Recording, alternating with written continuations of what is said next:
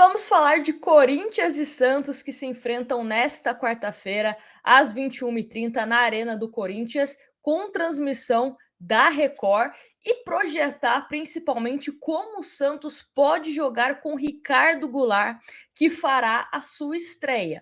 Mas a dúvida que está no ar é a seguinte: será que começa entre os titulares ou vai entrar na segunda etapa? Também vamos falar do lado do Corinthians, que tem alguns desfalques importantes, e principalmente como deve ser a postura do time do técnico Carille jogando um clássico fora de casa. Mas antes da gente falar sobre provável escalação do Santos, provável escalação do Corinthians, deixo com vocês o Ricardo Goulart, que tem uma grande expectativa, né, por parte da torcida, obviamente, para realizar essa estreia. Então, confere aí o Ricardo Goulart falando sobre esse clássico, sobre essa possível estreia. Depois a gente volta comentando esse Corinthians e Santos. Confere aí.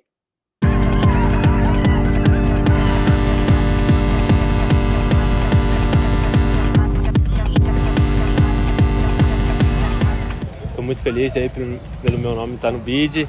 Agradecer o esforço do Santos. Foi um trâmite um pouco complicado, mas deu tudo certo.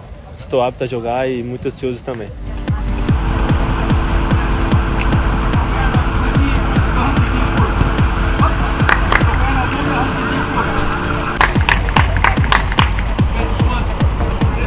A gente ganhou mais uma semana intensa de trabalho.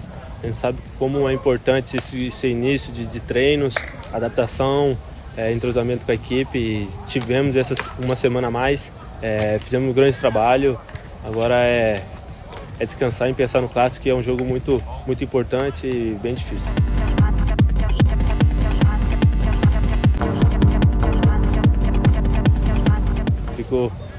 Ficou muito motivado com um jogo dessa grandeza.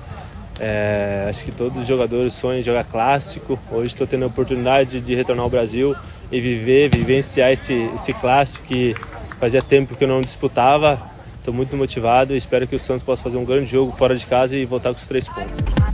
Sem dúvida, é um tabu um pouco longo, mas espero que a gente possa aí começar com esse ano de 2022 aí bem diferente. Nossa equipe está preparada, o treinador já passou todos os detalhes, a gente assimilou muito bem.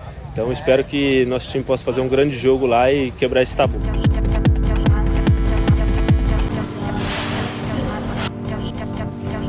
Sem dúvida, né? Infelizmente não conseguimos o que nós queríamos, que era somar pontos. Infelizmente teve alguns tropeços aí nessas 2 rodadas, mas né, vamos deixar para trás. É um jogo que, querendo ou não, mexe com o estado, mexe com torcida, a gente sabe da grandeza. A gente está muito ansioso, também muito motivado e somar o mais rápido número de pontos possível. Então acho que, se Deus quiser, amanhã dê tudo certo e a gente possa somar mais 3 pontos. De começar a falar do time do Santos que vai a campo contra o time do Corinthians, temos mais dúvidas do que certezas. A única certeza é que João Paulo será o titular, né? As outras posições e até mesmo o esquema tático está em aberto. Há quem diga também que o Carille pode surpreender e jogar, né, num esquema diferente do que com 3 zagueiros. Mas vamos começar primeiro com quem o Santos vai contar, quem viajou com a delegação para esse clássico contra o Corinthians. Então, o Ricardo Goulart, que provavelmente vai fazer a estreia, né? A gente ainda não sabe se como titular ou se na reserva. Pirani, que estava suspenso no último jogo, volta. Inclusive, caso o Ricardo Goulart não comece jogando, o Pirani deve ser o titular e vice-versa. Kaique também viajou, vai ser uma opção na zaga do Santos. A gente vai conversar daqui a pouco também sobre como pode ser o posicionamento dos zagueiros, porque temos 4 zagueiros brigando por 3 vagas. Vamos falar sobre isso. E o Felipe Jonathan, que voltou também a ficar à disposição, viajou com a delegação santista e também é uma incógnita. Será que pode jogar como lateral? Pode jogar como ala? Pode jogar no meio-campo? Vamos falar sobre isso. E Sandri, que não viajou com a delegação santista, inclusive é dúvida até para o jogo de domingo contra o Guarani. Falando agora do Ricardo Goulart, a gente imagina o time do Santos, até pelos últimos anos dele atuando e até pela necessidade do time do Santos, como um terceiro homem de meio campo, jogando um pouco mais atrás do Marcos Leonardo, mas aparecendo muito bem dentro da área para finalização, para conseguir fazer os gols, né? Vale ressaltar que o Ricardo Goulart, ele tem, além da boa finalização, tem um bom cabeceio também. Só que aí, se a gente imaginar um Santos com o Ricardo Goulart, a gente tem que pensar em algumas possibilidades. Vamos lá. Primeiro, a possibilidade mais normal, né? Sai Pirani e até mesmo o Marcos Guilherme, que jogou nessa função, né, na última partida, e entra o Ricardo Goulart. Pode continuar com os dois volantes, né? O Zanocelo como segundo e o Camacho como primeiro volante, o esquema de 3 zagueiros, né? Lá na frente o Ângelo e o Marcos Leonardo. Ok. Só que caso o Carille, que também vai fazer a estreia dele em 2022, né? Tava com Covid, avalie que Zanocelo e Camacho não tiveram aquele encaixe que pode dar uma certa dinâmica no meio-campo do Santos. Já falei aqui, quem acompanha o canal sabe, não enxergo Camacho e Zanocelo jogando juntos. Ou é um ou é outro, tá? E aí, se você tem essa alteração, né, no meio-campo do Santos, você pode inserir, por exemplo, um Felipe Jonathan. Felipe Jonathan, ano passado, na reta final, jogou ali no meio-campo e eu cansei de falar que teve atuações melhores, até mesmo como lateral. Então, a gente pensaria Camacho ou Zanocelo, Felipe Jonathan e Ricardo Goulart. É uma forma de jogar do time do Santos contra o Corinthians. E também tem a questão do Marcos Guilherme, né? A gente sempre brinca aqui que o Marcos Guilherme tem cadeira cativa no time do Santos, porque desde o Fernando Diniz, ele sempre está no time, ou como ala, ou como atacante, ou como meia, como volante, enfim, né? Só não jogou ainda como goleiro. Mas também existe a possibilidade de sair o Ângelo do time e o Marcos Guilherme jogar como atacante, o que aconteceu na estreia, né, do Santos contra a Inter de Limeira. Então, tem várias dúvidas. Não é só a dúvida em relação ao meio-campo do Santos, mas também lá no ataque. Será que permanece o Ângelo? Será que não permanece? Será que Kaique entra entre os titulares, né? Aliás, vamos já falar aqui dessa disputa na zaga.